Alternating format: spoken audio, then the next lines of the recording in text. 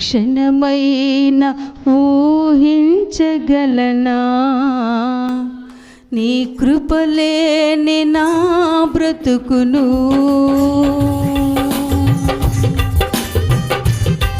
ఒక దినమైన గడచునా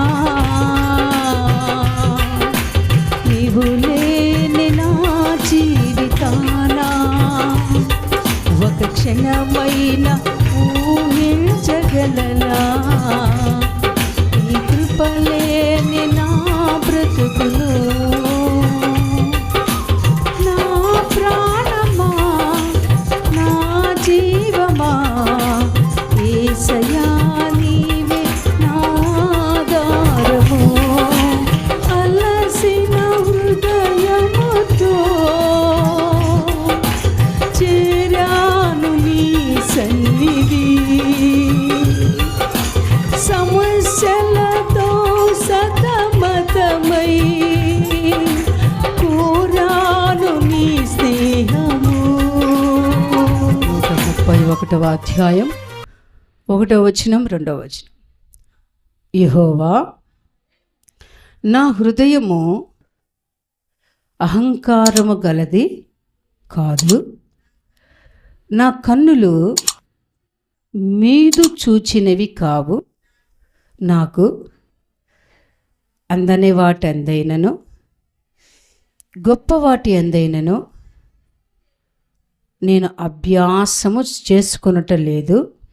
నేను నా ప్రాణమును నిమ్మళపరుచుకొని ఉన్నాను, సముదాయించుకొని ఉన్నాను. చాలు. ఆమేన్. హల్లెలూయా.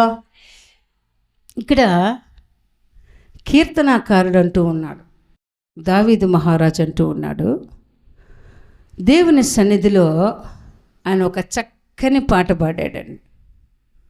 ఏం పాట పాడాడంటే, యెహోవా నా హృదయము అహంకారము గలది కాదు, నా కన్నులు మీదు చూచినవి కావు. నాకు అందని వాటందైనను గొప్ప వాటందైనను నేను అభ్యాసము చేసుకొనట్లేదు. నేను నా ప్రాణమును నిమ్మళపరుచుకొని ఉన్నాను, సముదాయించుకొని ఉన్నాను. ఇది ఆయన వ్యక్తిగత జీవితంలో తను అనుభవించినటువంటి అనుభవం, లేదా దేవుని దగ్గర ఆయన విన్నపించుకుంటున్నటువంటి ఆ మనవిని పాట రూపంలో పాడాడండి. దేని గురించి ఆయన పాడాడంటే, తన వ్యక్తిగత జీవితంలో ఉన్నటువంటి ఆ గొప్ప అనుభవం. మొదటి మాటలో చూస్తే ఆయన అంటాడు, యెహోవా నా హృదయము అహంకారము గలది కాదు అన్నాడండి. ఎంత గొప్ప మాట చూడండి. ఆయన ధైర్యంగా చెప్తున్నాడు దేవుని సన్నిధిలో. ఏం చెప్తున్నాడు? తన హృదయాన్ని గురించి చెప్తున్నాడు. అయ్యా, నా హృదయంలో అసలు ఏమీ లేదు. చెప్పాలి, ఏమి లేదు, అహంకారమే లేదంట అని ధైర్యంగా చెప్తున్నాడండి. అయితే ఆయన హృదయంలో ఏముంది? అహంకారం అయితే లేదంట. చెప్పేశాడు ఆయన, నా హృదయంలో అహంకారం లేదు, గర్వము లేదు. అయితే మనకు ఒక ప్రశ్న వచ్చినప్పుడు, అయ్యా నీ హృదయంలో అహంకారం లేకపోతే, గర్వం లేకపోతే ఏముంది? ఏముందండి ఆయన హృదయంలో? ఖాళీగా ఉందా? హృదయం ఖాళీగా ఎప్పుడు ఉండకూడదు. హృదయం కానీ ఖాళీగా ఉందంటే అపవాది వచ్చేస్తాడు. ఇల్లు ఖాళీగా ఉంది కాబట్టి నేను పోయి నివాసము చేస్తాను అనుకుంటుందండి. అంతే కదా? ఇంట్లో ఎవరో ఒకరు ఉండాలా లేదా? ఇప్పుడు కొన్ని ఇళ్ళు పాడుపడిపోతాయండి, ఎవరు ఉండరు. ఉండకపోతే అక్కడ గడ్డి ములిచిపోతుంది, ఇంకా చీమలు పుట్టలు పెట్టేస్తాయి, అక్కడంతా చెత్త చెదారం చేరిపోతుంది, పాములు వస్తాయి, విషసర్పాలు, రకరకాల పురుగులు అన్నీ వచ్చేసి అక్కడ నివాసం చేస్తాయి. ఎందుకని? ఆ ఇంట్లో ఎవరు లేరు, దాన్ని శుభ్రపరిచేవారు లేరు, ఆ ఇంటిని పట్టించుకునేవారే లేరు. అయితే ఈయన హృదయం ఖాళీగా అయితే లేదు. దావీదు మహారాజు యొక్క హృదయము ఖాళీగా అయితే లేదు. కానీ ఆయన ఏమంటున్నాడంటే, నా హృదయంలో అహంకారం మాత్రం లేదు అన్నాడండి. అయితే ఈరోజు మనం తెలుసుకోవాల్సినటువంటి విషయం ఏంటంటే, అసలు ఆయన హృదయంలో ఏముంది, నా హృదయంలో ఏముంది పరీక్షించుకోవాలి. ఆయన హృదయము ఎలాగుంది, ఎలాగుంటే దేవుడు ఆయనను ఆశీర్వదించాడు, ఎలాగా ఆయన హృదయము దేవుని దృష్టికి యోగ్యంగా ఉంటే దేవుడు ఆయనను హెచ్చించాడు. నిజంగా దావీదు మహారాజు యొక్క జీవితంలో నుంచి మనము అనేకమైనటువంటి పాఠాలు నేర్చుకోవచ్చండి. సరే, మొట్టమొదటిగా చూద్దాం. ఆయన హృదయము అహంకారం కలది కాదు, కానీ ఆయన హృదయంలో ఏముందో చూద్దాం. చూడండి, 2 సమూయేలు గ్రంథం 7వ అధ్యాయం 18వ వచనం నుండి చదువుకుందామండి కొన్ని విషయాలు. 2 సమూయేలు గ్రంథం 7వ అధ్యాయం 18వ వచనం నుండి చదువు. దావీదు రాజు లోపల ప్రవేశించి యెహోవా సన్నిధిని కూర్చుండి ఇలాగు మనవి చేసెను, నా ప్రభువా యెహోవా, ఇంతగా నన్ను హెచ్చించుటకు నేనెంతటి వాడనో, నా కుటుంబము ఏపాటిది, ఇంత హెచ్చుగా చేసినదంతయు నీ దృష్టికి కొంచెమై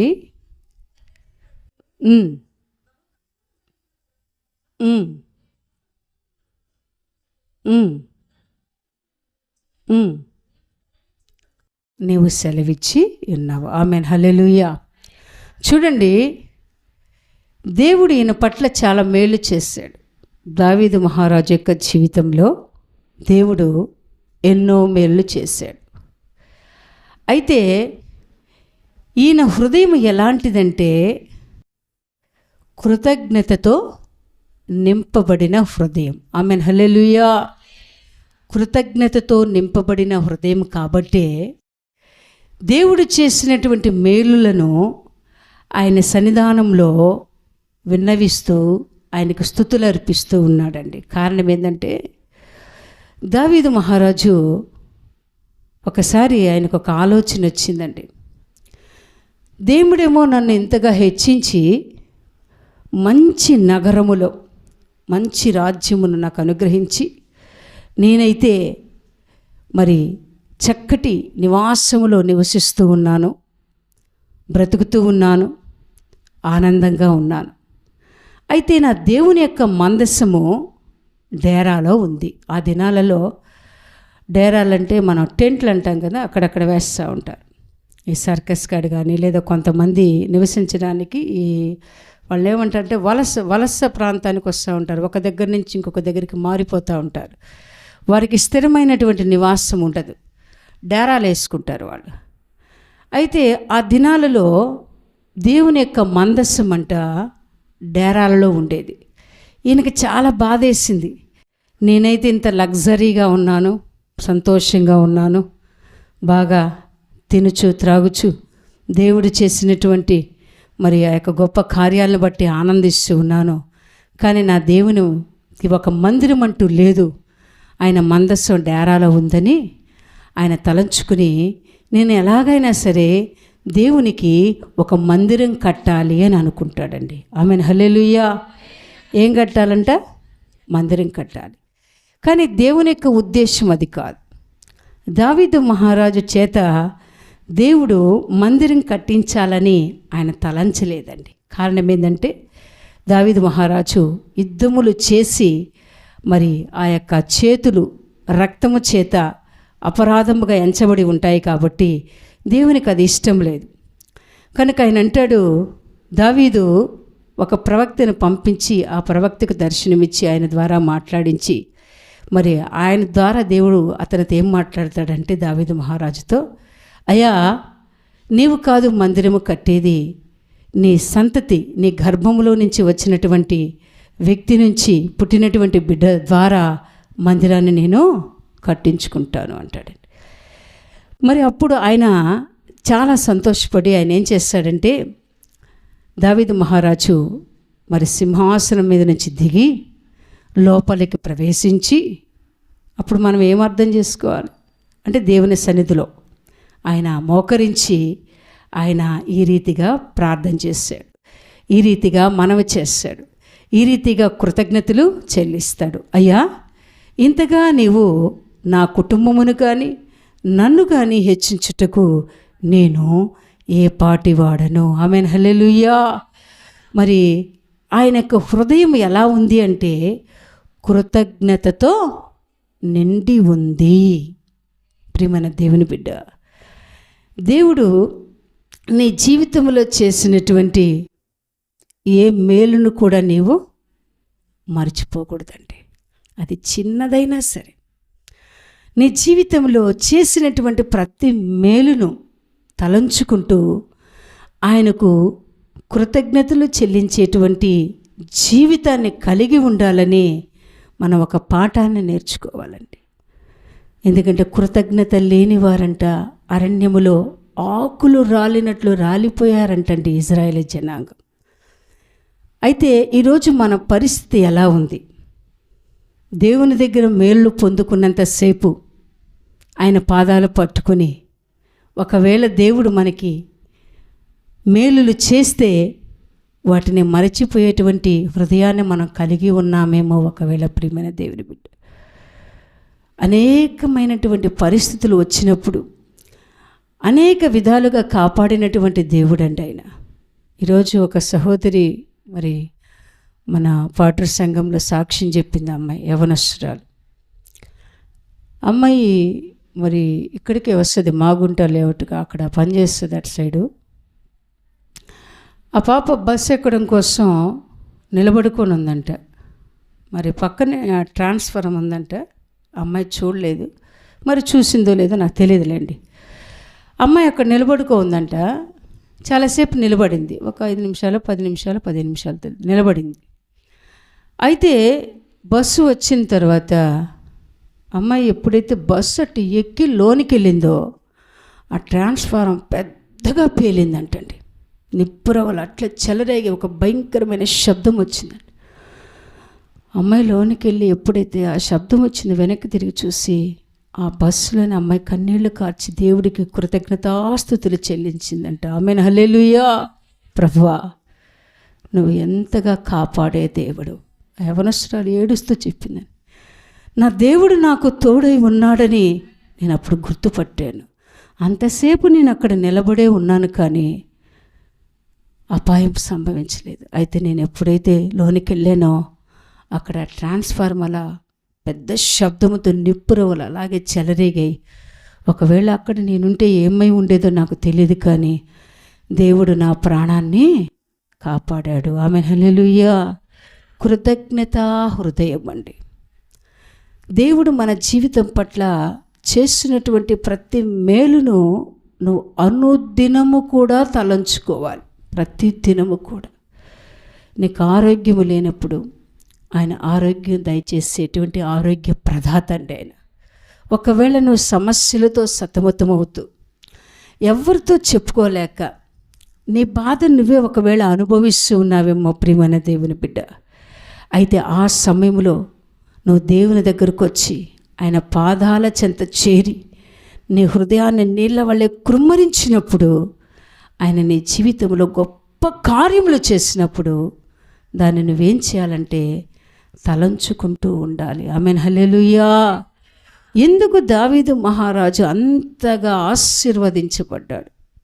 గొర్రెల కాపరిగా ఉన్నటువంటి ఆయన ఒక రాజుగా సింహాసనం మీద కూర్చొని పరిపాలన చేయగలిగినంత సామర్థ్యము, శక్తి, జ్ఞానము ఆయనకు అనుగ్రహించబడిందంటే దేవుని మీద ఆనుకొని జీవిస్తూ ఉన్నాడండి. అంత మాత్రమే కాదు, దేవుడు చేసిన ప్రతి మేలును ఆయన సన్నిధానంలో చేరి ఆయన కృతజ్ఞతా హృదయంతో అంటున్నాడు, అయ్యా నా కుటుంబమును నన్ను ఇంతగా హెచ్చించుటకు నేను ఏ పాటి వాడను. ఆమెన్, హల్లెలూయా.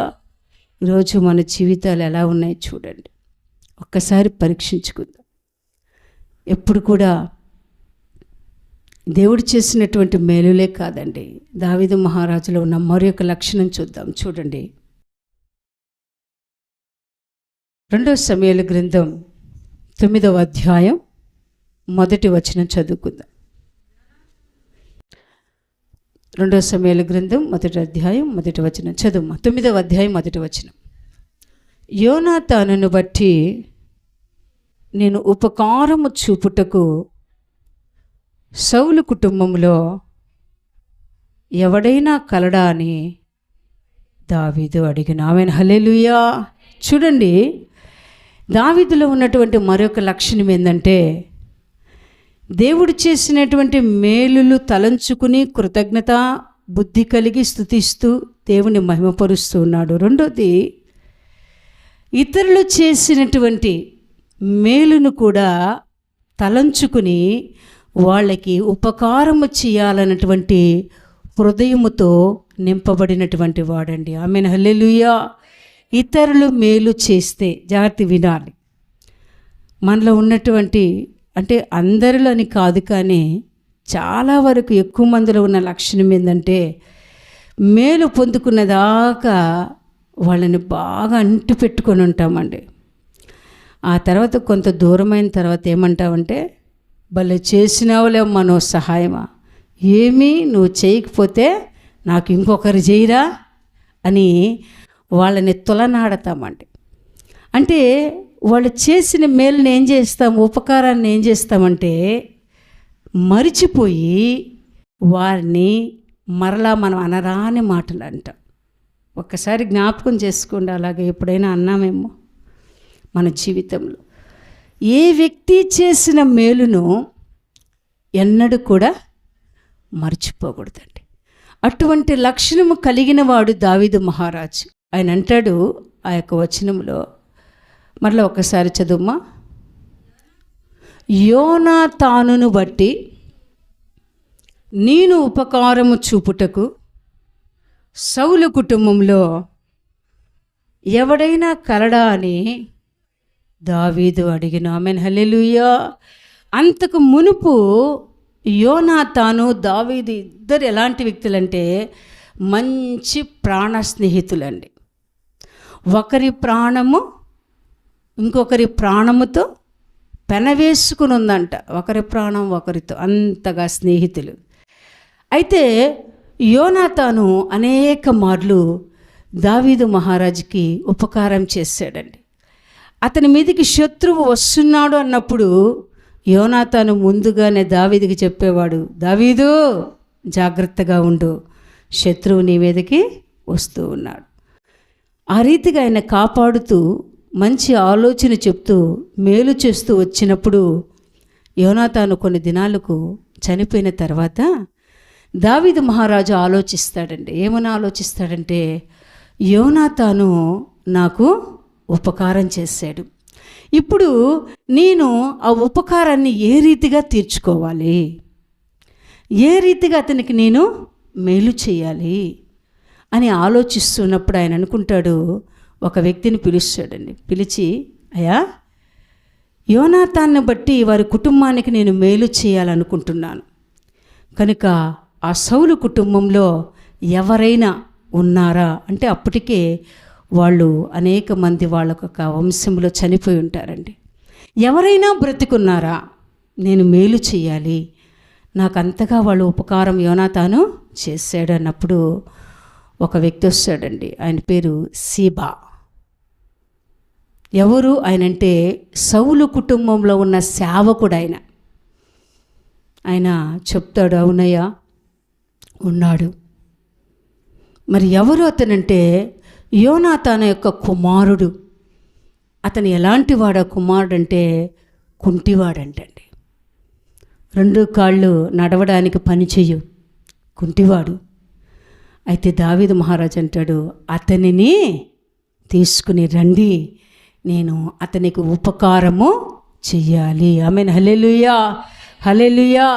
అతన్ని తీసుకుని వచ్చినప్పుడండి, ఆ కుంటి కాళ్ళు కలిగినటువంటి ఆయన పేరేందో తెలుసా? మెఫీబోషెతు. ఆయన వచ్చి దావీదు మహారాజు ఎదుట సాష్టాంగపడి నమస్కారం చేస్తాడు. ఎందుకంటే నాకు చూస్తే కుంటికాలు, అసలు నేను నడవలేను, ఎత్తుకొని రావాలంట ఆయన్ని. బైబిల్ గ్రంథంలో చదివితే ఆయన్ని ఎత్తుకొని రావాలి, 2 కుంటికాళ్ళు ఆయనకి.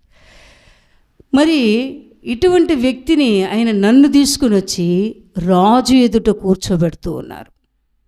ఎక్కడ కూర్చోబెట్టారో తెలుసా? దావీదు మహారాజు యొక్క బల్ల యొద్ద కూర్చోబెట్టారంట ఆయన్ని. ఆమేన్, హల్లెలూయా. ఇదేందండి? అతను కుంటివాడు, తృణీకరించబడినవాడు, తన వంశములో ఎవరూ లేరు. కానీ అతన్ని ఎందుకు దావీదు మహారాజు అంతగా గౌరవించి, అంతగా మర్యాద ఇచ్చి అతనికి ఉపకారం చేయాలి అని అనుకుంటాడంటే, దావీదు మహారాజు యొక్క హృదయము ఇతరులకు ఉపకారం చేసేటువంటి మనస్సుతో, హృదయముతో నింపబడి ఉంది. ఆమేన్, హల్లెలూయా. ఈరోజు మన హృదయం ఎలా ఉందో ప్రియమైన దేవుని బిడ్డ? ఒక వ్యక్తి మేలు చేశాడు, కొన్ని పరిస్థితుల్లో కీడు కూడా చేయించండి. అయితే ఒక క్రైస్తవునిగా, క్రైస్తవురాలుగా, క్రైస్తవుడుగా నీవేం గుర్తుపెట్టుకోవాలంటే, వాళ్ళు చేసిన మేలులు మాత్రమే దయచేసి దేవుని బిడ్డ నీ హృదయంలో గుర్తుపెట్టుకో. వాళ్ళు చేసిన కీడు నీవు తలంచబాక. కారణం ఏంటంటే, దావీదు మహారాజుని దేవుడు అంతగా ప్రేమించాడు, అంతగా హెచ్చించాడు, అంతగా కాపాడాడంటే ఊరికినైనా కాపాడలేదండి, ఊరకనైనా ఆశీర్వదించలేదు. అతనిలో ఉన్న గుణ లక్షణాలను చూశాడు దేవుడు. కనుక అతను అంటాడు దావీదు మహారాజు ఆయనతో, అయ్యా, నీ జీవితకాలం అంతా కూడా నా దగ్గరే నువ్వు ఉంటు. నీకు రావలసిన ఆస్తి, మీ తాతగారి ఆస్తి, మీ నాన్నగారి ఆస్తి ఏదన్నా ఉంటే నేను అవన్నీ నీకు అప్పచెప్తాను, నువ్వు నా దగ్గరే ఉండు అని చెప్తాడండి. కారణం ఏందో తెలుసా ప్రియమైన దేవుని బిడ్డ? మొట్టమొదటిగా దేవుని ఎడల నువ్వు కృతజ్ఞత కలిగి ఉంటే మనుషుల ఎడల కూడా నీవు కృతజ్ఞత కలిగి ఉంటావు. ఆమేన్, హల్లెలూయా, హల్లెలూయా. కనుక ఒక్కసారి నువ్వు ఆలోచించు, నీ జీవితంలో ఎవరి దగ్గరైనా మేలు పొందుకొని ఈరోజు వారితో నీకు సమాధానం లేకుండా ఉందా? వాళ్ళను గురించి నువ్వు ఇప్పుడు తలుచుకోవడం మర్చిపోయావా? ప్రియమైన దేవుని బిడ్డ, మన స్థితిని మనం ఒక్కొక్కసారి ఆలోచించుకోవాలండి. గతంలో మనం ఏ రీతిగా ఉన్నాం, ఈరోజు ఇంత స్థితికి వచ్చామంటే దాని వెనక కొంతమంది మనకు ఉపకారం చేసి ఉంటారండి. ఖచ్చితంగా ఎవరో ఒకరిని దేవుడు వాడుకొని ఉంటాడు. అయితే వాళ్ళని మనం ఏం చేయాలంటే జ్ఞాపకం ఉంచుకొని, నీవు చేయాల్సిన పని ఏంది, నేను చేయాల్సిన పని ఏంటంటే వారి కోసము నిత్యము ప్రార్థించేవారుగా ఉండాలి. ఆమేన్, హల్లెలూయా. ప్రభువా, వారిని జ్ఞాపకం చేసుకో, వారి కుటుంబాన్ని జ్ఞాపకం చేసుకో. ప్రియమైన దేవుని బిడ్డ, గడిచినటువంటి సంవత్సరాల్లో మాకు ఆ దినాల్లో చాలా, ఒక రకంగా చెప్పాలంటే చాలా కరువు ఉండిందండి, చాలా కరువు. ఒక దినమంతటిలో ఒక్క పూట మాత్రమే మేము భోజనం చేసేది. అప్పుడు ఎవ్వరికి మేము చెప్పేవాళ్ళం కాదు. దేవుడు నమ్మినటువంటి ఆ దినాలలో మరి మా నాన్న అప్పుడు యథార్థత అన్నది నేర్చుకున్నాడు కాబట్టి, అంతకుముందు గత దినాల్లో కొంత మోసం చేసేవాడు. పెయింట్ పని చేసేటప్పుడు ఆ రంగులు కలిపి ఇవి కలిపి యజమానులకు కొంత అబద్ధాలు చెప్పి మంచిగా 1000 రూపాయలు సంపాదించేవాడు. అయితే యేసుక్రీస్తుని ఎరిగిన తర్వాత, ఆయన వాక్యమును తెలుసుకున్న తర్వాత మా నాన్న ఈ అబద్ధాలు చెప్పడం, మోసం చేయడం ఎప్పుడైతే మానివేశాడో మరి కాస్త ఇంట్లో కరువు మొదలైంది. పరీక్షిస్తున్నాడు దేవుడు. ఆయన ఆశీర్వదించగలిగిన దేవుడు, ఆయన శ్రీమంతుడైన దేవుడు. కానీ వీళ్ళు ఎలా జీవిస్తారు అని దేవుడు పరీక్షిస్తాడని అటువంటి దినాల్లో ఒక్క పూట తినేవాళ్ళం. అది కూడా మా ఇంట్లో కనీసం 1 వారం 2 వారాలు ఒకే కూర అండి, ఒకటే. ఏం తెలుసా? టమోటా గుజ్జు. అదే మాకు దొరికింది. ఆ టమాటాలో కొంచెం కారం వేసుకొని, పసుపు వేసుకొని, ఉప్పు వేసుకొని అదే తినేది. ఒకవేళ బయట వాళ్ళు వచ్చి కొంచెం కూర ఉందని అడిగితే, లేదమ్మా మేము చేసుకొని తినేసాం. ఏం కూర అంటే ఒక సాంబారు చికెన్ ఏదో ఒకటి చెప్పేది. కారణం ఏంటంటే నా దేవుని నామానికి అవమానమో రాకూడదు. అలా జీవిస్తూ ఉన్నప్పుడు ప్రియమైన దేవుని బిడ్డ, ఒక తల్లి ఉందండి, చింతారెడ్డి అంతే. అంతకుముందు ఈ సరౌండింగ్లోనే ఉండింది మా ఇంటి పక్కన. అట్లా ఒక 4 ఏళ్ళు 5 ఏళ్ళు 10 ఏళ్ళు గుర్తు అటు సైడ్ ఉండింది అక్క. అయితే వాళ్ళు చింతారెడ్డిపాళెంకి వెళ్ళిపోయిన తర్వాత మరి దేవుడు చూడండి ఎవరో ఒకరిని వాడుకుంటాడు మన కోసం. అవునా కదా? ఏలియా కోసం ఎవరిని వాడుకున్నారు చూడండి. నోరు లేని జీవి కాకోలమును వాడుకున్నాడంట ఆయన. అయితే మా కోసం ఆ తల్లిని ఆ దినాల్లో ఒక సాధనంగా పెట్టాడండి. అసలు ఆమె మాకు బంధువు కాదు, బంధువేం కాదు, ఒక ఆత్మ సంబంధమైన బిడ్డ. కానీ ఆమెకు ప్రేరేపణ వచ్చేది.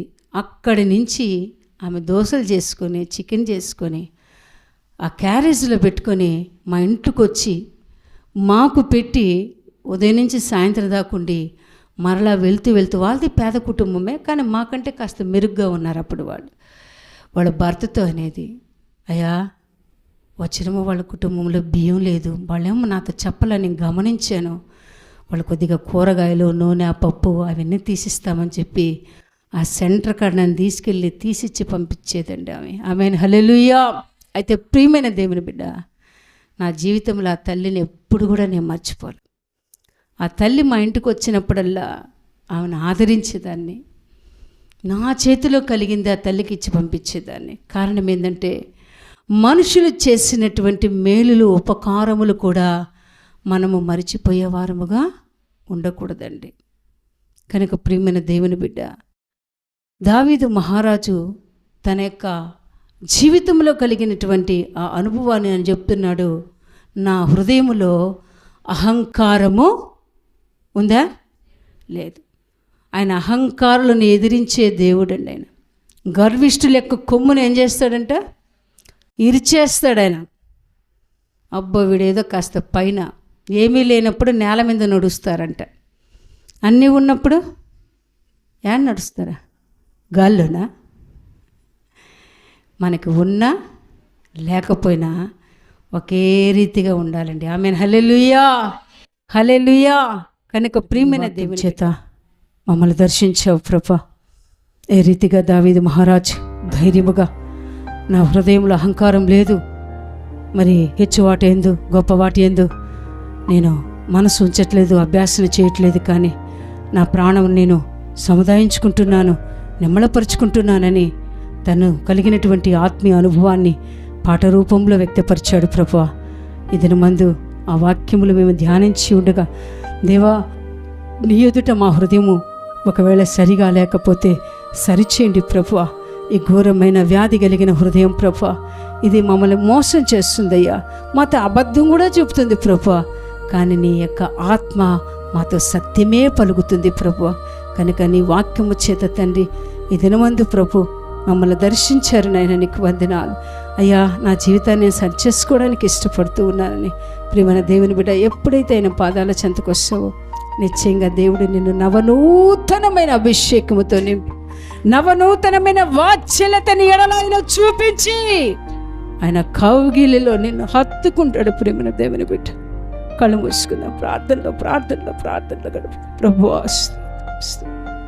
రక్షకుడా మీకు వందనాలు, పరిశుద్ధుడా నీకు వందనాలు, జీవాధిపతి నీకు వందనాలు, జీవం కలిగిన తండ్రి మీకు స్తోత్రాలు. హల్లెలూయా, హల్లెలూయా, హల్లెలూయా. ఒక దినమైనా గడచునా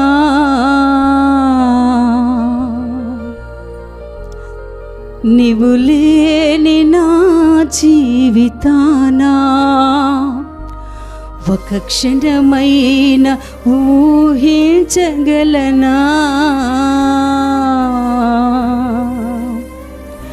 నీ కృపలేని నా బ్రతుకును అలసిన హృదయముతో చేరాను నీ సన్నిధి. విరిగిన నా హృదయని నీకే అర్పించెదను. నలిగిన నా హృదయం నీ మందిరముగా మలచితిని. ఒక దినమైన గడచునా నీవు లేని నా జీవితానా. ఒక క్షణమైన ఊహించగలనా నీ కృపలేని నా బ్రతుకును. నా ప్రాణమా నా జీవమా యేసయ్యా నీవే నాకాధారము. నా ప్రాణమా నా జీవమా యేసయ్యా నీవే నాకాధారము. ఏకాంత స్థలములో నీ పాదాలను చేరగా సమస్యలే సంగీతమై యద పాడెను స్తుతి గీతము. ఏకాంత స్థలములో నీ పాదాలను చేరగా సమస్యలే సంగీతమై యద పాడెను స్తుతి గీతము. ఒక దినమైన గడచునా నీవు లేని నా జీవితానా. అవును ప్రభువా, ఒకవేళ నీవు లేకుండా ఎన్ని దినాలు గడిచినా అందులో ఏమీ లేదు ప్రభువా. కానీ నిన్ను కలిగిన ప్రతి క్షణము ప్రభువా అది మాకు ఎంతో మధురమైన అనుభూతి స్వామి, మధురమైన అనుభూతి. పరిశుద్ధుడానికి స్తోత్రం. ప్రియుడా, యేసు రక్షక, కల్వరినాథుడా, రక్త ప్రదాత, నీకు స్తోత్రము నాయన. మా హృదయాలు ఎప్పుడు స్వామి కృతజ్ఞతతో నింపబడి ఉండాలి. ఇతరులు చేసిన ఉపకారములు తలంచుకుని వారికి మేలు చేసేవారముగా మా హృదయం ఉండాలి స్వామి. పశ్చాత్తాప హృదయముతో నీ పాదముల చెంత చేరి విన్నవించుకోగలిగిన హృదయం మాకు ఉండాలి స్వామి. అప్పుడు మాత్రమే మా జీవితాలు నిండైన మీ దీవెనలతో మీ ఆశీర్వాదములతో ముందుకు సాగుటకు తండ్రి అర్హత కలిగి ఉంటాం. మాతో మాట్లాడిన దేవానికి వందనాలు. కూడి వచ్చిన బిడ్డలను దీవించండి, ఆశీర్వదించండి. విన్న వాక్కులు వారి జీవితములకు ఫలభరితముగా మార్చండి. మీకు వందనాలు చెల్లిస్తూ యేసు నామమున ప్రార్థిస్తున్నాను తండ్రి, ఆమేన్, ఆమేన్. అది సమయమందు మనం లేచి నిలబడినట్లయితే మన హృదయపూర్వక